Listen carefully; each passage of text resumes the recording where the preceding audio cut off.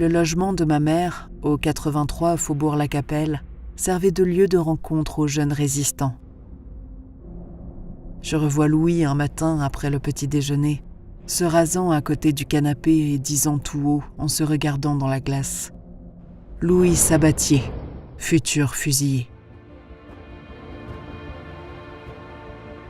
Le 17 février 1944, à 17h20, Louis Sabatier, jeune résistant montalbanais, tombe sous les balles des miliciens chargés de son exécution à la prison Saint-Michel de Toulouse. Yvette Bise, sa compagne depuis un an, évoque ce moment douloureux. J'étais au bureau et on se faisait passer les journaux. Et sur le journal, on a vu un article, l'assassin du gardien de la paix Bouissou a été passé par les armes.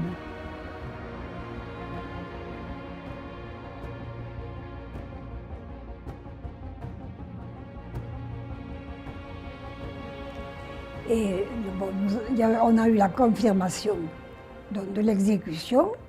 On a reçu un courrier de Vichy. On avait envoyé la dernière lettre qu'il avait écrite à Vichy pour qu'elle soit censurée, dans le cas où il aurait dénoncé des copains ou parlé du maquis. Bon, il n'y avait rien. Et ses parents l'ont reçu en même temps que moi, le jeudi suivant. Donc, c'est là que je suis rentrée chez eux. Ils m'ont aimée comme si j'étais leur fille. D'ailleurs, il le leur avait recommandé. Il leur avait laissé des écrits de la prison, dans laquelle il recommandait à sa mère de me prendre comme sa fille. Puisque j'avais perdu mes parents, que son ami avait été exécuté, il le savait qu'il ne reviendrait pas.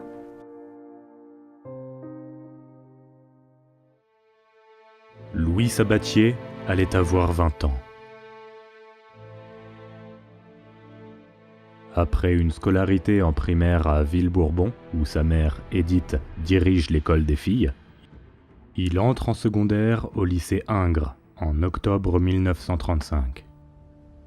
En classe de seconde, lorsque les Allemands envahissent le nord de la France, il participe aux premières formes de résistance civile et crée la phalange anti-nazie à la rentrée scolaire d'octobre 1940 avec des élèves de sa classe de première.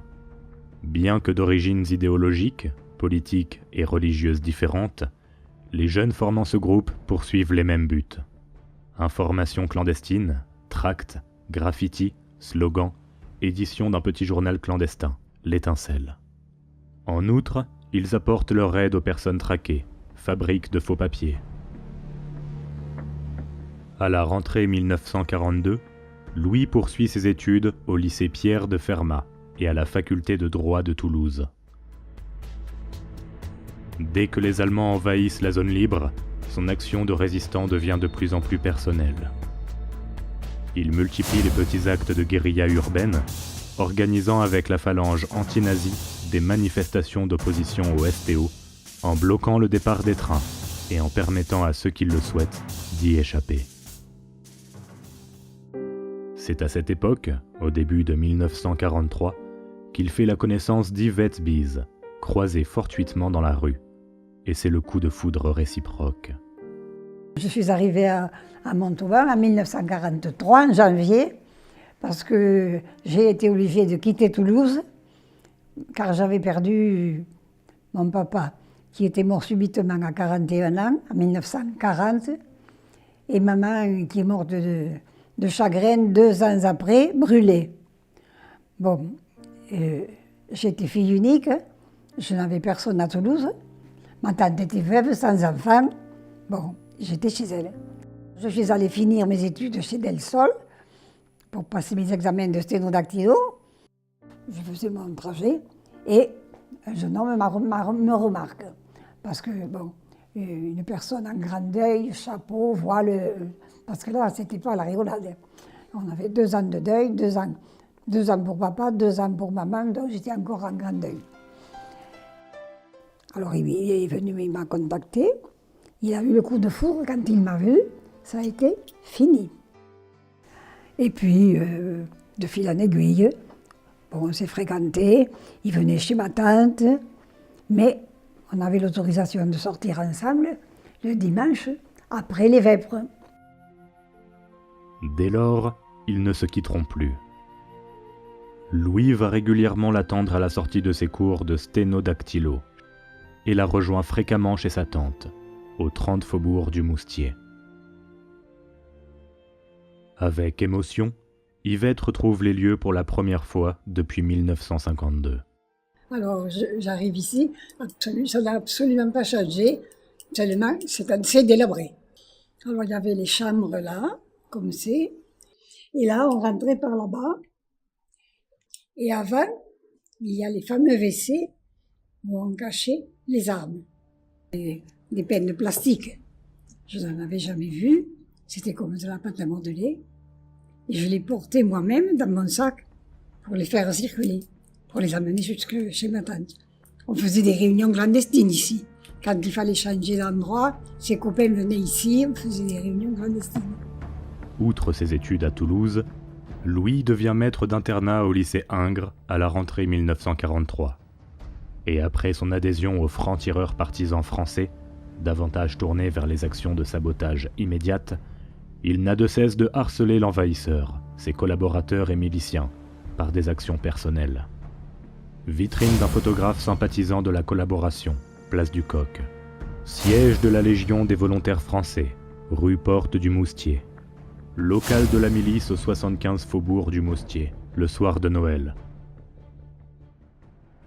Le 2 février vers 19h, Louis fait sauter la vitrine du pharmacien Guilhem Sens, rue Marie-Lafont. Et le soir même, il a décidé de s'en prendre aux soldats allemands qui sortent de leur foyer. Le Soldatenheim, place Lalac. Mais le lieu est surveillé par un policier français, François Bouissou, lequel, trouvant l'attitude de ce cycliste plutôt louche, décide de l'interpeller et bloque son passage.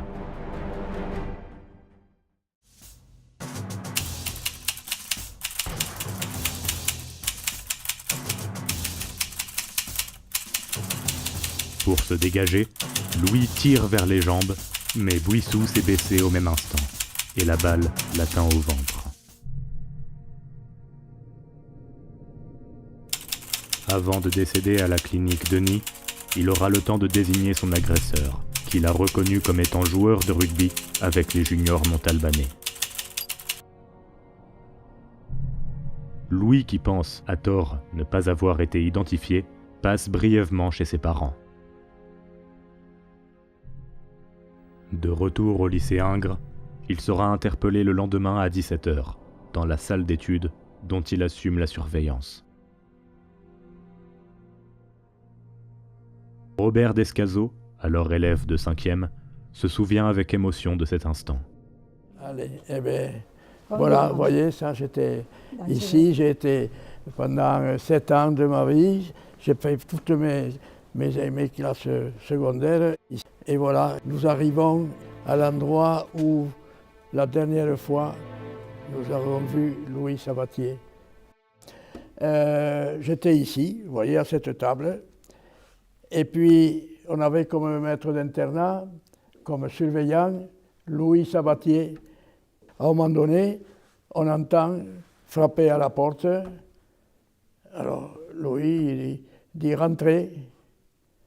Alors, moi qui étais ici, j'ai vu 2 hommes avec un imperméable et un chapeau chacun. Et là, on n'a pas compris vraiment. On avait 13 ans, on ne savait pas ce que c'était. Et donc, il lui demande, vous êtes Louis Sabatier? Et il hésite, je me souviens, il a hésité. Il dit oui. Bon, ben écoutez, vous venez, on voudrait bien que vous veniez avec nous.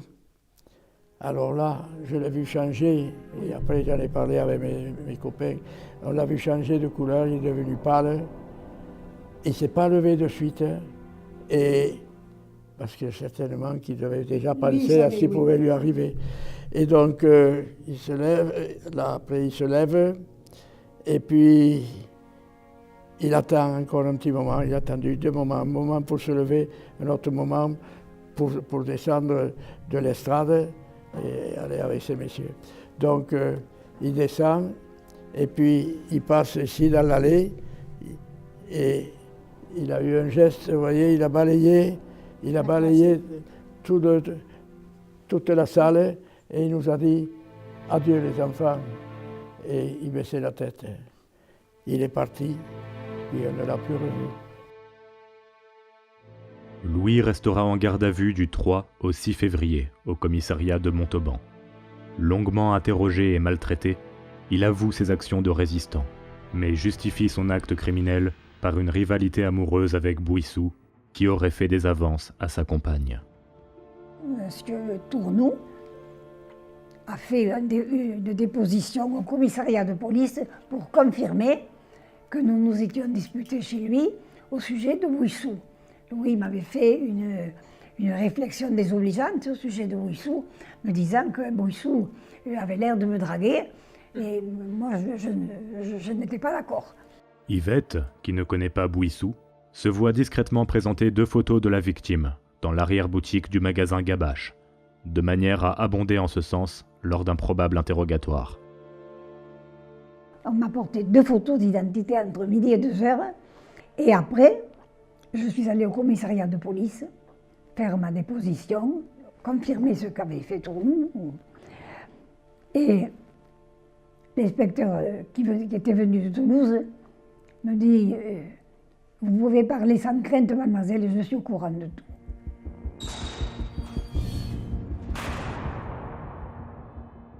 Louis est incarcéré à la prison de Beausoleil à Montauban. Et malgré un rapport favorable de la commission d'enquête, il est transféré le 17 février à la prison Saint-Michel, où siège une cour martiale de la milice. Après une parodie de jugement de quelques 70 secondes, il sera conduit à ce poteau d'exécution dont il parlait souvent de façon prémonitoire. Louis faisait parfois mine de me mettre en joue lorsqu'il entrait chez moi en me disant « Je n'aurai pas peur devant le peloton d'exécution. Je ne voudrais même pas de bandeau sur les yeux. » Avant de le mettre à mort, les miliciens lui auront permis de rédiger 2 lettres, l'une destinée à ses parents, l'autre à sa bien-aimée. Yvette adorait. La fatalité n'a pas voulu que nous soyons heureux ensemble. En effet, dans un quart d'heure environ, je serai mort. Je viens d'entendre la sentence. Pauvre chérie, te souviens-tu de tous nos projets, de nos élans, de nos ravissants instants de bonheur, seul à seul? Enfin, il faut savoir mourir dignement pour son idéal. Dis à tous les amis que je suis mort, fier et heureux, pour la victoire et pour la libération de l'humanité.